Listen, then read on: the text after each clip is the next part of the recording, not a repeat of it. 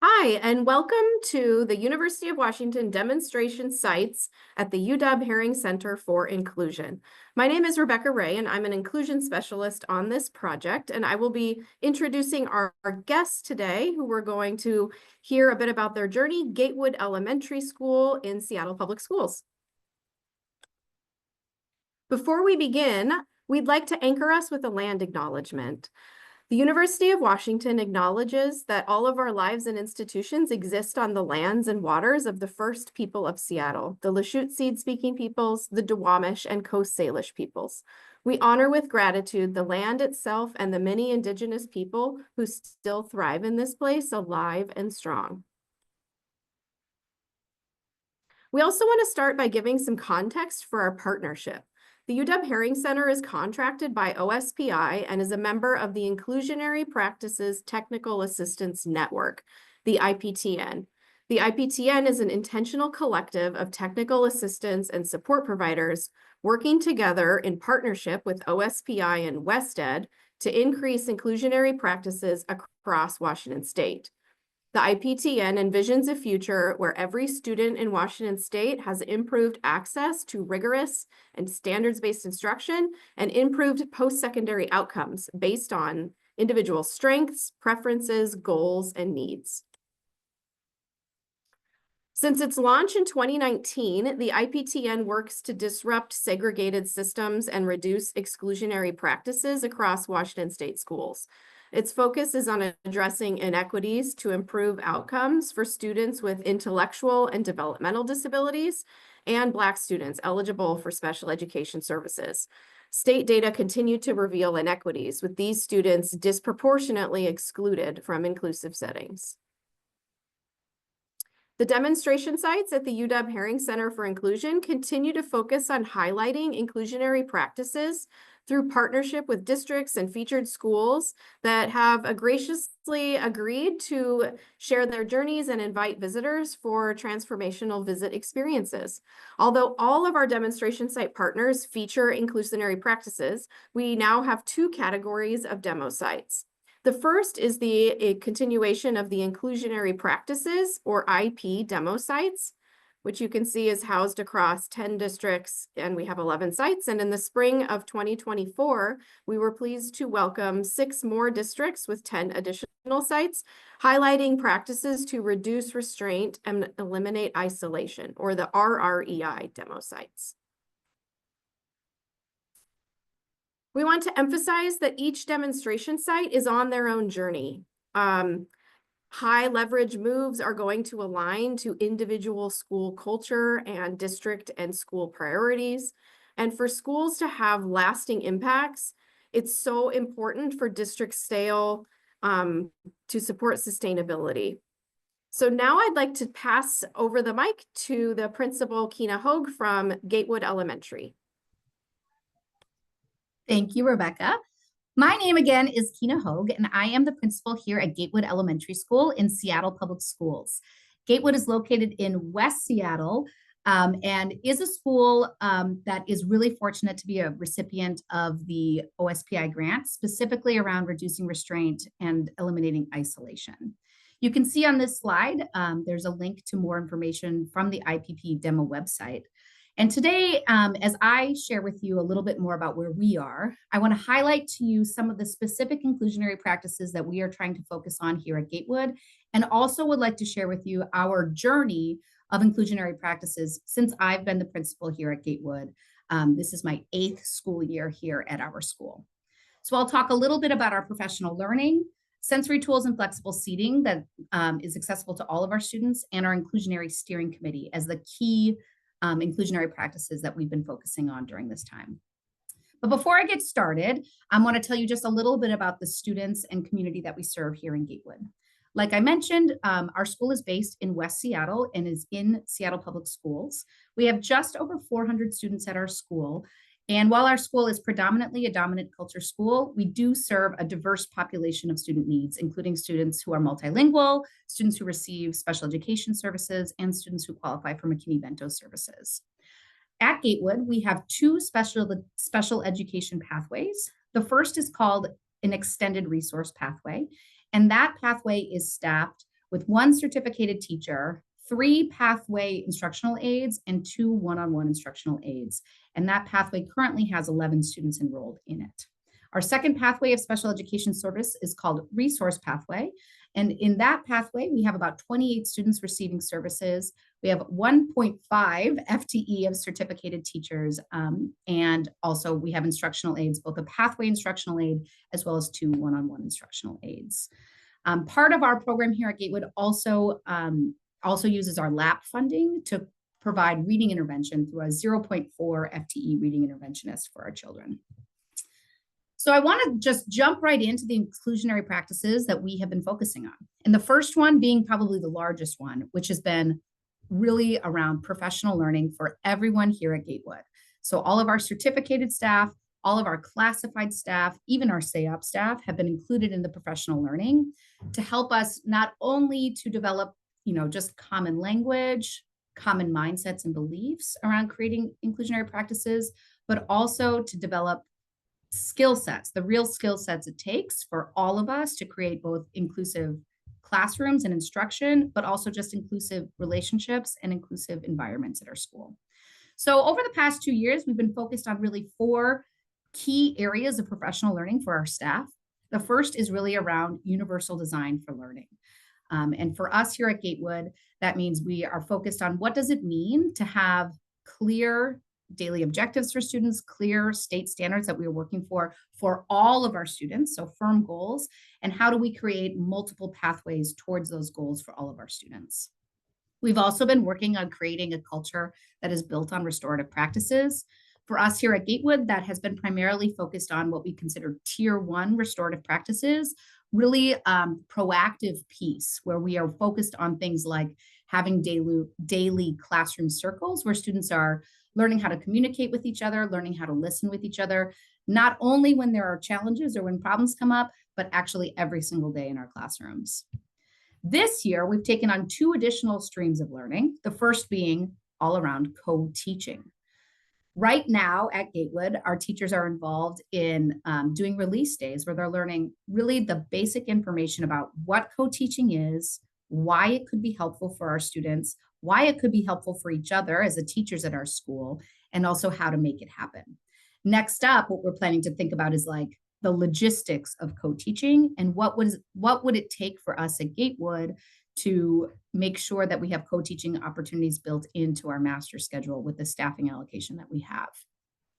The second kind of primary stream of learning that we've taken on this year is all around the collaborative problem-solving model. And this model has really been, it has become famous because this is Dr. Ross Green's model. And we've been thinking about how do we really ensure that we are solving problems for children before their behavior becomes a challenge for us. So what are the unsolved problems that students face at school? And how can we listen to them and invite them to the table to help us solve those problems? Again, to avoid things like restraint and isolation. The next inclusionary practice that we've been really focused on at Gatewood is all around how do we make our classrooms accessible to all children. Here at Gatewood, we received a generous grant from our PTA association that has provided us with being able to provide every single classroom flexible seating opportunities. So things like not only do children have a desk and a table and a carpet spot, but they have potentially wiggle seats or wobble stools or shorter desks or standing desks or places where they can move around in their classrooms. Additionally, all of our classrooms have, we call them sensory tools. So things like noise canceling headphones or fidget toys or covering our light fixtures so that all of our classrooms are more sensory friendly so that all of our students can feel more comfortable in those spaces. If you as a school were considering something similar to this, other avenues for purchasing these types of tools could come through things like Donors Choose or other grants that are available. For us, it's been really supportive in making sure that the tools that students are learning how to use are accessible to them in every single space throughout our school community. And the final inclusionary practice that I want to focus on today is the creation of what we call here at Gatewood, our Inclusionary Steering Committee. This is a volunteer committee that is made up of teachers, other staff members, parents, and community members at our school. We actually started the Inclusionary Steering Committee in the beginning of the 2023-2024 school year. And it was this committee that has provided lots of leadership for our broader community around inclusive practices. The first thing that this committee took on was creating a very clear vision statement around what even do we mean at Gatewood when we're talking about inclusion. We've been able to lean on that definition of inclusion over the past year and a half to make sure that we are all, whether I'm talking to a teacher or a student or a parent or another community member, that we're all talking about similar sorts of things and ideas when we're talking about inclusion. So, as I tell our story around inclusive practices and becoming a more inclusive school community, keep an eye out for these 3 inclusionary practices that I really have been intentionally trying to focus on over the course of the year. I do want to say before I start telling you more about our journey is that our school is a beautiful place, and I am absolutely proud of the work that we have done and are doing. And we do not have everything perfectly figured out at our school by any means. We have come up across a lot of challenges and bumps in the road and still continue to do so today. But we see those challenges as really just opportunities for us to learn and grow and try things a little bit differently. So please kind of also keep that in mind as I'm sharing our story with you today. So the first thing that I want to share with you is the vision statement that our Inclusionary Steering Committee created in the fall of the 2023 school year. I won't read all of these different parts out loud to you, but I do want to note that this language and this vision statement is drawn from some of the professional learning that we have been doing as a community, specifically led by Dr. Julie Costin and Dr. Christy Preddy-Frenzik. They have run an organization that we have been using their professional learning. We've also been leaning heavily on the text that they've written. And so some of that language is straight from their work. But I think what's really important to call out around this vision is that when we met as an Inclusionary Steering Committee, there was a lot of conversations just around everybody's talking about inclusion, but what do they mean when they're saying inclusion? So we tried to be very specific in creating different statements to really orient us. What does inclusion mean? I think something really key and important to call out is that we are celebrating different kinds of diversity in our community. And this idea that diversity it exists in every single community. And there's no sort of like normal or typical child that we are trying to uphold, but rather we are trying to welcome everyone into our community authentically. I think one other thing to call out around our vision for inclusion here at Gatewood is that we are really hoping that our vision will bring us more inclusive practice more broadly in our community, including our after-school enrichment activities, including our events that we put on here in our community. So the collaboration between the staff and our community has been a really powerful part of our journey and a part of our work. So my first year at Gatewood was in the 2017-2018 school year. And as a brand new principal, when I arrived here, Gatewood again had 2 different pathways of special education services. But back in 2017-2018, extended resource that we have now did not exist. Instead, what Gatewood had was we still had the resource pathway, which serves primarily students in academic areas of reading, writing, and math, and primarily in a push-in model. And we also had what at the time was called an SEL pathway, which was primarily a self-contained program that typically served students who qualified for IEPs under the category of an emotional behavioral disability. At that time, when I arrived here at Gatewood, we had 2 self-contained classrooms serving children in the SEL pathway, one serving our younger children in grades kindergarten through 2nd grade, and one serving our older children in grades 3 through 5. Again, as a new principal, in my first year, I was really there just to learn and understand the work that we were doing as a school. So by the end of that year, it was really clear to me that the SEL pathway was not serving our students or our staff well.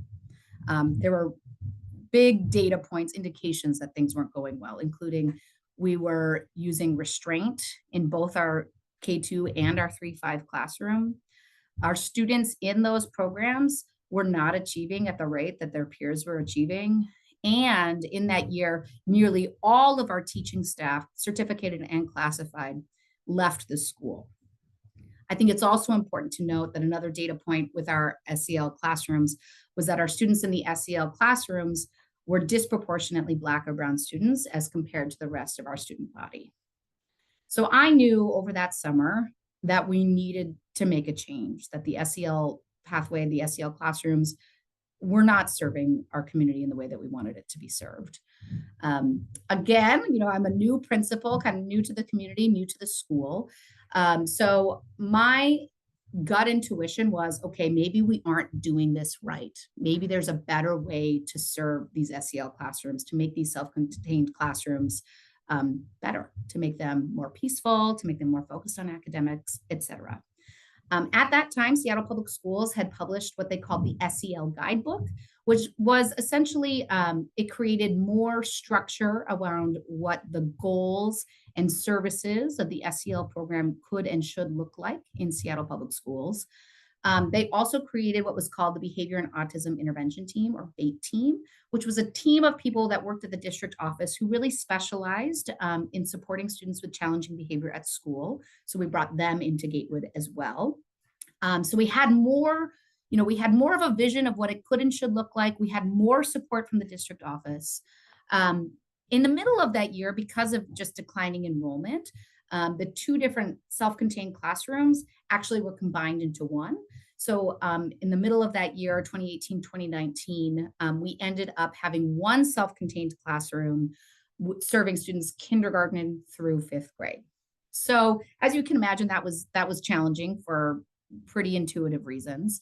And while we worked really hard, I worked hard with our certificated and classified staff to implement the guidebook, to understand, the recommendations of the BAIT team, and to get to know our kids and to serve them as well as we could. I think it's important to note that even with those increased supports and even with that increased vision, our self-contained SEL classroom continued to have really poor outcomes, both academic outcomes and social outcomes. We were still seeing restraint being used with some regularity in those classrooms, and we continued to experience high teacher turnover in that program.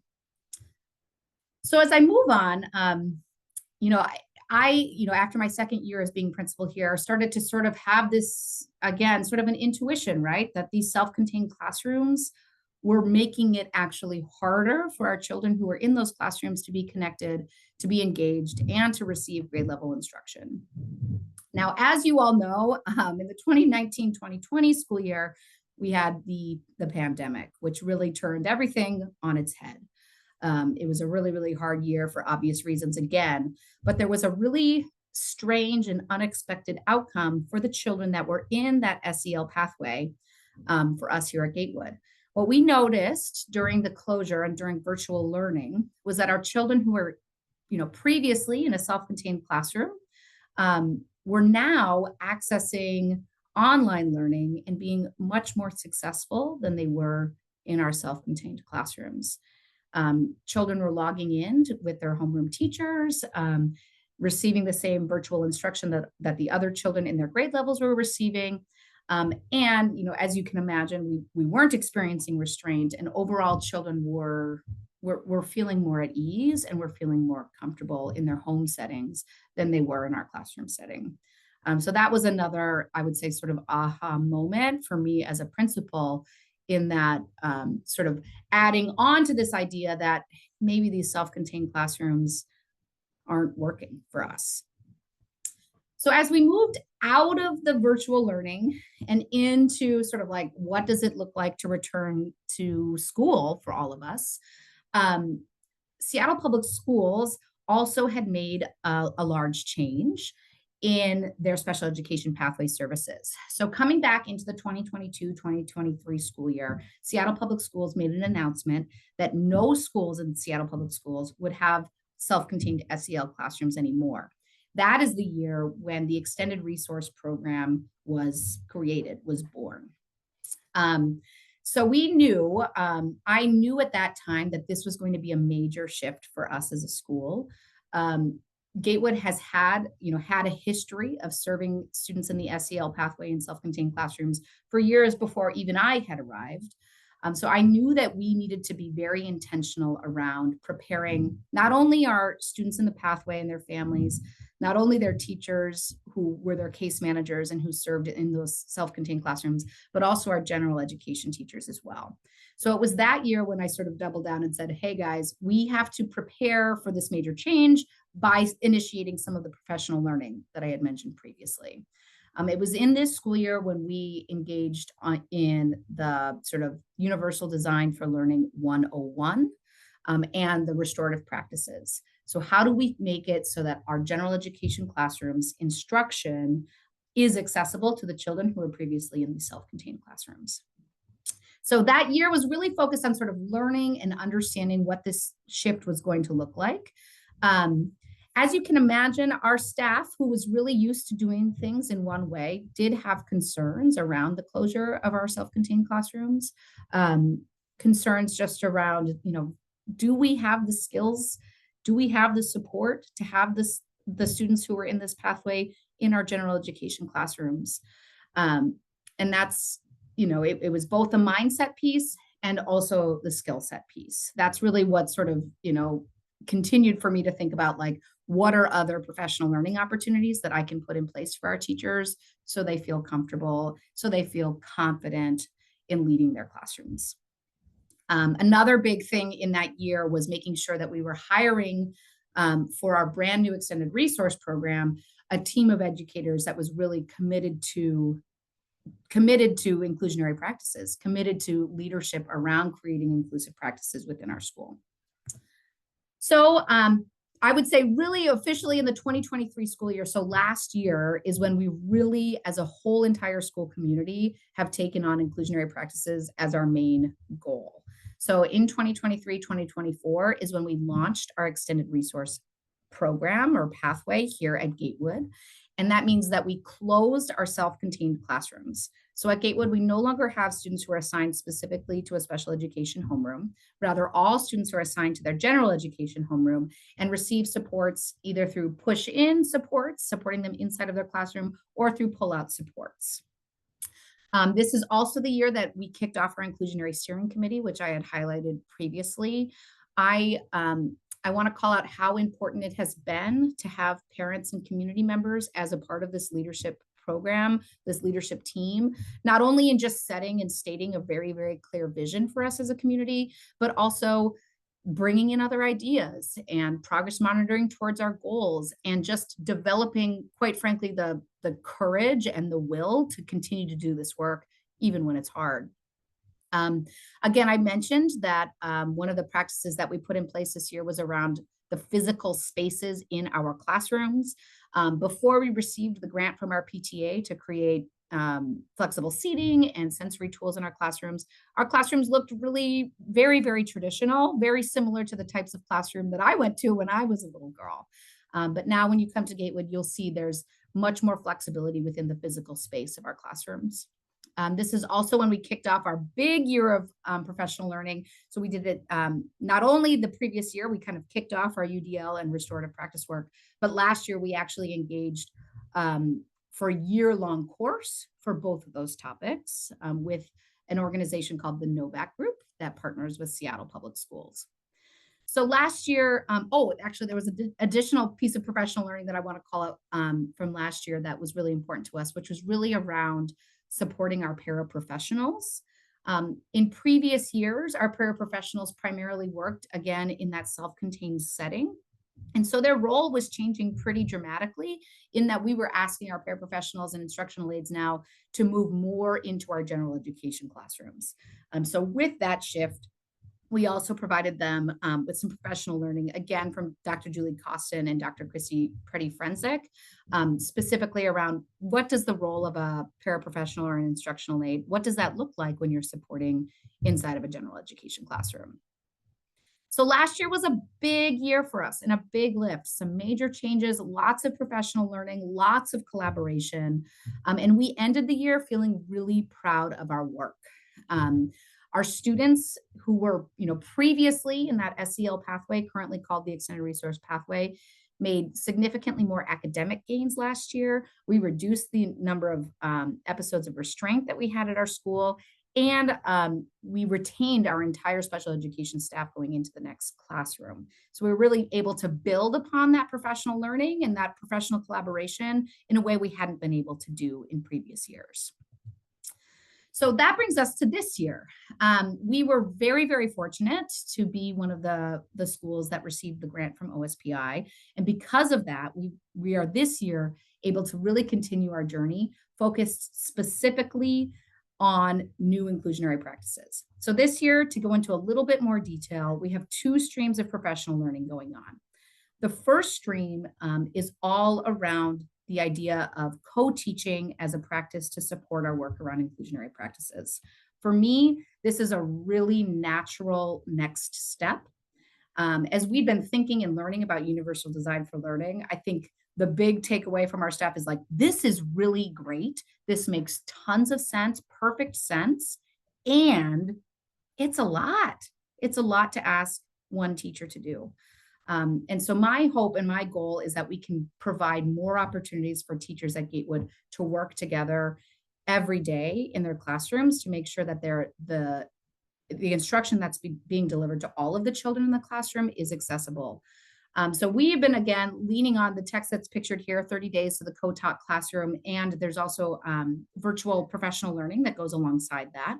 Because of the grant, we were able to purchase texts for everyone and are also able to provide our teachers, again, both our certificated and our classified staff, time outside of the classroom so that they can engage in the professional learning together collaboratively as we begin to plan for what would this look like in 2025, 2026. And really, if we're going to make co-teaching work at Gatewood, we will need to make some shifts in how we are designing our master schedule and in how we are allocating our staff. So the idea here is this year, let's all learn the same language. Let's all get on the same page about whether or not this is something that we want to do. We see the value in it. And if so, how are we going to make the necessary changes to make it happen? The other area of focus for us here in Seattle Public or at Gatewood is really around, like I mentioned, the collaborative problem solving professional development. That is the kind of the corner work of Dr. Ross Green. We have 2 streams of work going along this, one of which is essentially a book study of the text that is pictured here, Lost and Found. For people who the idea of collaborative problem solving is brand new to them, I've asked them simply to engage in a book study over the course of the year where they are reading this text again and reflecting on how this could change their approach to solving problems with children. There is a group of us here at Gatewood who have read this text in the previous year. So for that group, we are actually meeting with a facilitator from the organization Lives in the Balance to help us by giving us real-time feedback on our ability to try to implement some of the strategies in the text. Again, I would say both of these streams of learning are really, the intent here is to set the stage for us in 2025, 2026, and hopefully learn some things that are applicable to us right now as well.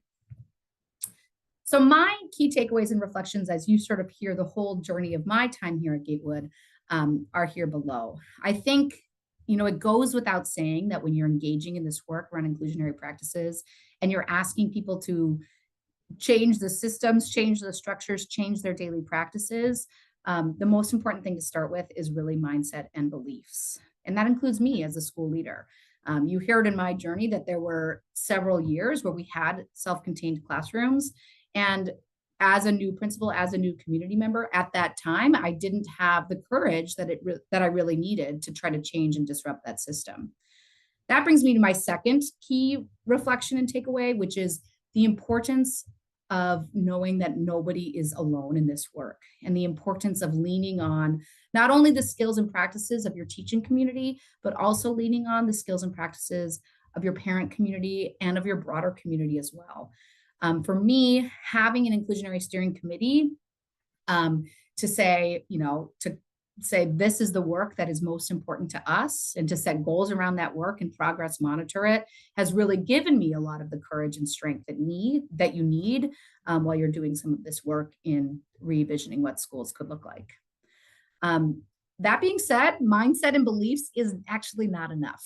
There are actually skills and strategies and tools that all of us need when we're making these different shifts. So I think it's really important that while you're thinking about your own journey or the journey of your school community, that you're building in opportunities for teachers and paraprofessionals, instructional aides, to learn about the new skills and to learn about different ways of approaching instructional practices. And last but not least, a big takeaway for me is just that this work takes time, and that it's important that you give yourself time to go slowly, to go steadily, and that you continue to celebrate progress along the way, every step of the way. So for us, we've got a lot of work to continue to do here at Gatewood.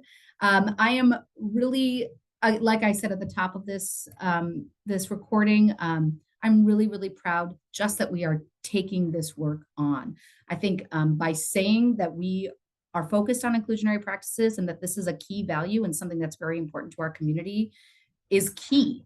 Our school student body is becoming more representative of our community, and our community is becoming a stronger place as we all start to understand what we mean by inclusionary practices and what we mean when we say we want to be an inclusionary school. For us, I alluded to this a little bit, but next year I am hoping to make some pretty significant changes around how we are allocating our special education staff to serve children and where we're asking our staff to serve children. And in order to facilitate more co-teaching opportunities, we'll actually also need to adjust the way that we have been creating and implementing our master schedule for our entire school. So there are some like logistical, technical changes that I think that we will need to make to catch up with some of the mindset and skill set work that we've been doing over the past couple of years.